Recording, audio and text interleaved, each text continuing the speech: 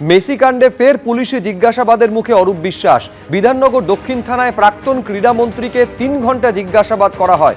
বৃহস্পতিবারের পর সোমবার ফের অরূপ বিশ্বাসের হাজিরা। থানা থেকে বেরোতেই অরূপকে জুতোর মালা দেখিয়ে বিক্ষোভ দেখানো হলো।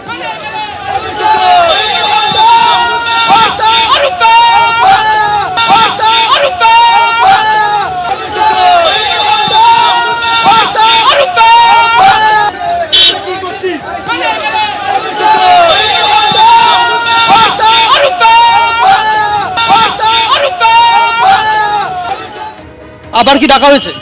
হ্যাঁ, না আজকে ডেট দেয়নি, আবার জানাবে। ডেট দিলে আবার আসবো। যতবার ডাকবে, মহামান্য হাইকোর্টের নির্দেশ, যতবার ডাকবে ততবার আসবো, তদন্তের সহযোগিতা করব।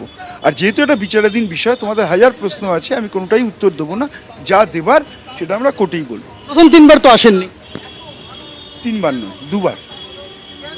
সেদিন ওই কি ঘটনা ঘটেছিল, এত লোক মাঠে ঢুকলো কি করে? আমি এই বিষয়ে বললাম, যা বলার কোর্টেই বলবো। 22,000 টিকিট কালোবাজারির অভিযোগ। সব কথা কোর্টে বলবো, সত্যই জয়ী হবে, মিথ্যা নয়। আচ্ছা, আপনি কোন তৃণমূলে? কালীঘাট তৃণমূল নাকি অন্য তৃণমূল? ঋতব্রত তৃণমূল কংগ্রেসেই আছি, তৃণমূলই আছে, আমি মমতাদির সঙ্গেই আছি।